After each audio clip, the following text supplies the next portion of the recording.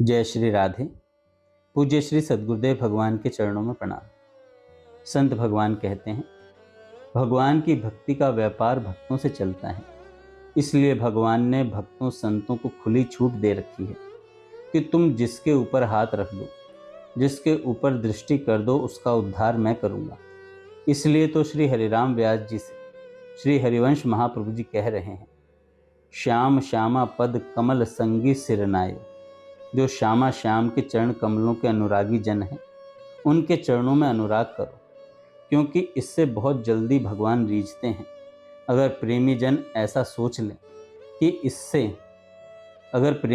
भक्त ऐसा सोच लें कि इसे भगवत साक्षात्कार हो जाए, हे प्रभु इस पर आप कृपा करो, इसे मिल जाओ, तो निश्चित ऐसा संयोग बनेगा कि प्रभु उस जीव को मिल जाएंगे।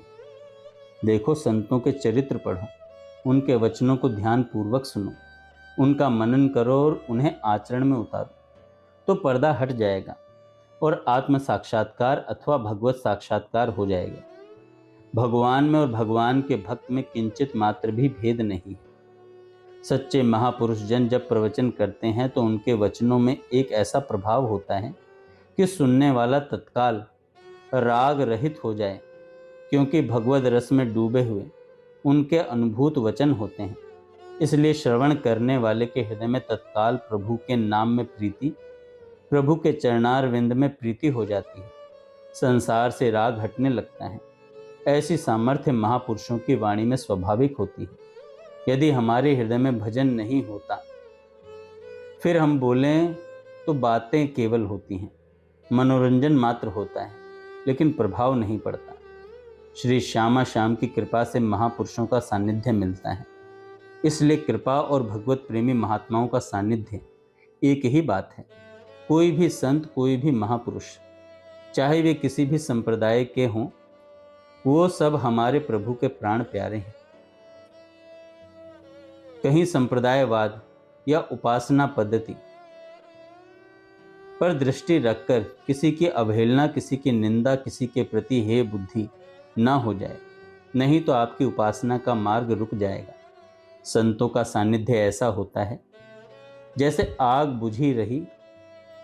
बुझ रही हो तो फूंकनी से फूंका जाए तो वह पुनः प्रज्वलित हो जाती है। ऐसे संतों का संग, उनकी वाणी फूंकनी का काम करती है। वह प्रतिपल हमारे हृदय में वैराग्य की आग, ज्ञान की आग, प्रेम की आग जलाती है। यदि सत्संग हो रहा है और आपका हृदय भगवद मिलन के लिए व्याकुल नहीं हो रहा है, तो या तो आप भारी कुसंग करते हैं या फिर वह सत्संग ही नहीं है। अन्यथा ऐसा हो ही नहीं सकता कि व्याकुलता ना बढ़े। दो बात दृढ़ता से पकड़ लो, भजनानंदी भगवत प्रेमी महात्माओं का संग और भजन। प्रश्न खड़ा हो जाता है कि हम कैसे जानें कि ये संत हैं। संत की पहचान करने की संत हृदय में ही सामर्थ्य है, दूसरे में नहीं। जब तक आप संत नहीं होंगे तब तक संत को पहचान नहीं पाएंगे। दूसरी बात, जिनके संग से भजन का रंग बढ़ने लगे, जिनके संग से हमारा चित्त संसार से विरक्त होने लगे, जिनके संग से हमारे हृदय के विकार कम होने लगे, जिनके संग से प्रियालाल के चरणार विंदों की तरफ हमारे अंतःकरण की वृत्तियां बढ़ने लगीं, वह संत हैं। वह चाहे पैंट शर्ट में हो, चाहे धोती कुर्ते में हो, चाहे वह दिगंबर हो, चाहे बागंबर हो, चाहे लाल वस्त्र पहने हो, चाहे पीले वस्त्र पहने हो, जिनके संग से हमारे ऊपर भगवान का रंग चढ़े और संसार का विस्मरण हो, यही संत की पहचान है। संत की असली पहचान तो कोई संत ही जान सकता है, दूसरा नहीं जान पाएगा। तीन बातें हैं, या तो भगवान परिचय बता दें, या वे संत स्वयं कृपा करके अपना परिचय बता दें, या तुम इतना भजन कर लो कि उस भजन बल से संत का परिचय प्राप्त करने का तुम में सामर्थ्य आ जाए। हमारा जो स्वरूप है वह अविनाशी, चिदानंदमय और अक्षय है। किसी भी स्थिति में नाश को प्राप्त नहीं हो सकता। हम अविनाशी होते हुए भी नाश को प्राप्त हो रहे हैं। हम आप्तकाम होते हुए भी कामनाओं से जल रहे हैं। हम चिदानंद रस स्वरूप होते हुए भी नाना प्रकार के माइक सुखों में जहाँ किंचित मात्र भी सुख नहीं है, वहाँ भटक रहे हैं। इसका कारण है अज्ञान। जब प्रभु की कृपा से सत्संग मिलता है तो संत महापुरुषों की कृपा से विशुद्ध विवेक का प्रादुर्भाव होता है और वह विवेक माया बंधन को नष्ट कर देता है। इसलिए जब प्रभु बहुत कृपा करते हैं तब सत्संग प्रदान करते हैं कि जब द्रवहि दीन दयाल राघव साधु संगति पाइए। संयम, व्रत, होम, यज्ञ, वेद पाठ, तपस्या, नियम आदि के द्वारा प्रभु के प्रेम की प्राप्ति नहीं होती। प्रभु का प्रेम भगवत प्रेमी महात्माओं के संग से मिलता है और बिना प्रेम मिले प्रभु नहीं मिलते।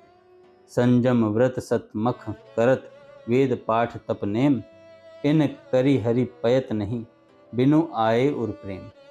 हृदय में यह जो भगवत प्राप्ति का अंकुरण उदय हो रहा है कि मैं भी भगवत प्रेम प्राप्त करूं, इस दुखद संसार से मैं भी मुक्त हूं, तो सबसे पहली बात है कि आप उसमें बाड़ लगा दें। किसी भी ऐसे व्यक्ति से संबंध न रखें जिससे आपकी भगवत प्राप्ति की अंदर में जो लालसा हो रही है वह उसे शांत कर दें। ऐसा कोई दृश्य मत देखो, ऐसा कोई पदार्थ, वस्तु, व्यक्ति, स्थान का संबंध अपने हृदय में मत रखो। यह हुई सुदृढ़ बाढ़। विवेक के द्वारा साधु समागम की बाढ़ लगा दो और जो शास्त्र, सद्गुरु, संत, महात्मा, महापुरुषों के वचन हैं, ये शक्तिशाली जल हैं, उनके द्वारा उस अंकुरण का सिंचन करो। देखते रहो हमारा पौधा पल्लवित हो रहा है कि नहीं, हमारा यह भाव भगवत प्राप्ति में रंग ला रहा है कि नहीं। अगर नहीं ला रहा है तो कोई अपराध बन रहा है, कोई गलती कर रहे हो, उसे संत समागम से तत्काल सुधारो। साधक वही है जो हर समय अपनी साधना को बचाता रहे, संभालता रहे, और जिस दिन यह पौधा अपने स्वरूप में आ जाएगा फिर किसी के सामर्थ्य नहीं कि कोई इसको नष्ट कर सके। संत महापुरुषों की चरण रज में इतने सामर्थ्य है कि स्वयं प्रभु अपने श्रीमुख से श्रीमद् भागवती एकादश स्कंद में कहते हैं,